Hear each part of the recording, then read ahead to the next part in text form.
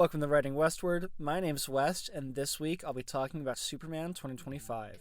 Before we get started, I will be spoiling Superman 2025 if you haven't seen it yet, so if you care about that sort of thing, go watch it first.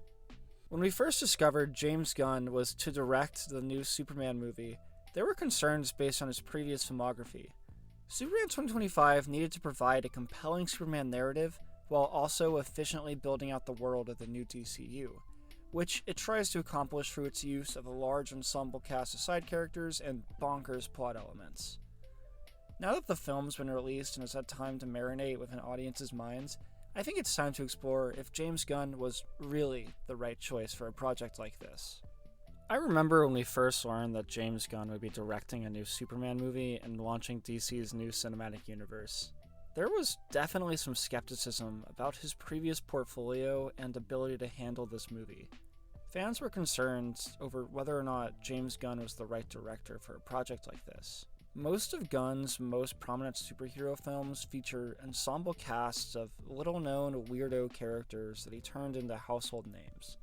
Think Guardians of the Galaxy, Peacemaker, The Suicide Squad, etc. But Superman might be the single most well-known superhero character that you could possibly find. So there were, in my opinion, reasonable concerns that Gunn wouldn't know how to handle this character, because it existed so far outside of the director's comfort zone. Similarly, when the Justice Gang was first shown in trailers, some fans took this as confirmation that James Gunn didn't know how to handle a character like Superman, hence why he seemed to be falling back on his tried and true formula of an ensemble cast of lesser-known heroes. There was also a significant concern that this ensemble cast of characters would detract from Superman in his own movie, effectively taking the spotlight off of Superman as the main protagonist.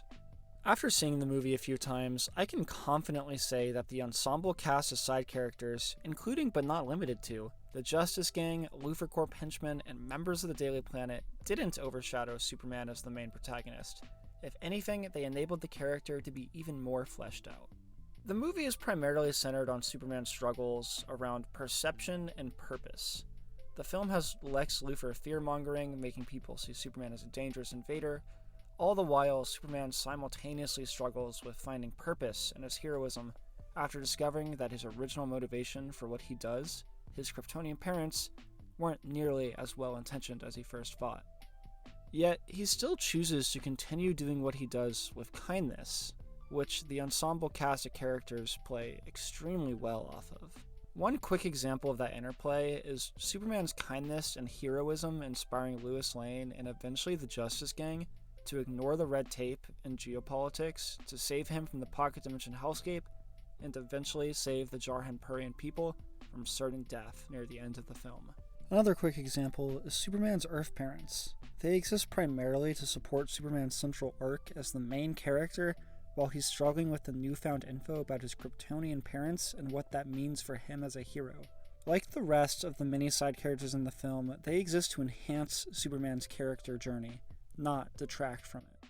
All that's to say, I don't think Superman was displaced from the main protagonist role at all by the ensemble cast of side characters.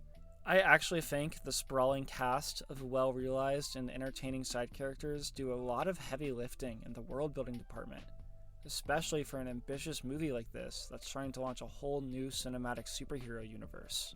Superman 2025 needed to accomplish a lot as the first feature-length installment in the DCU. It needed to not only be a compelling Superman story, but it also needed to provide a solid world-building foundation for DCU projects that are coming after it. I already talked about how I think this movie was a success as a Superman story, but what about as a first installment in a new cinematic universe? I think it was also a success in this department too, largely because of the large ensemble cast of lovable side characters that James Gunn is known for. Let's start with the most obvious example, the Justice Gang. We can imply a lot about this world from the Justice Gang's mere existence. For one, we automatically understand that Superman isn't the only meta-human superhero, and that immediately makes the world of the DCU feel much larger than just Superman and Metropolis. And if you're a turbo nerd, like me, you realize the cosmic scale of the universe that's implied with the inclusion of a member of the Green Lantern Corps as well as Hawkgirl, a hero that's typically from the faraway planet of Thanagar. Even the Justice Gang being funded corporately through Mr. Terrific's company tells us a lot about how superhero teams function in this universe. And most of this world building is done very efficiently in the background, with maybe the exception of a brief line of exposition explaining that the Justice Gang is corporately funded. In a similar way to the Justice Gang, the cast of characters over at Luthor Corp also do a lot to flesh out the world without detracting too much focus from the central plot of the film. Through these characters, we learn that things like kaijus, pocket dimensions, and clones are somewhat commonplace sci-fi for this new cinematic universe. This helps set the tone of the infant DCU very effectively. These characters, specifically the non-metahuman ones, also give us a warped glimpse into the more normal characters that also inhabit this universe.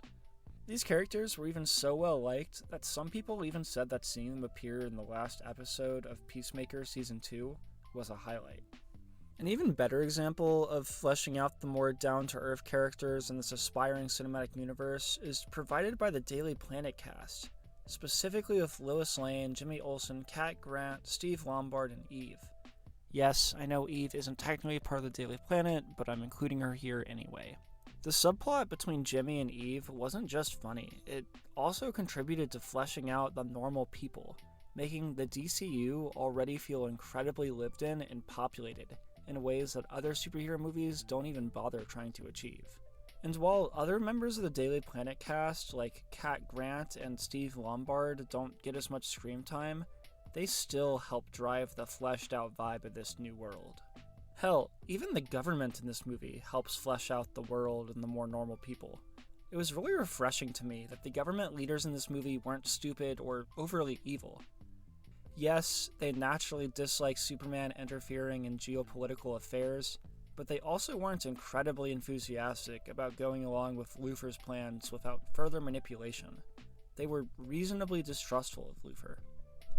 Even the plot devices of the Baravia and Jarhanpur conflict built up the world and made it feel more real and varied.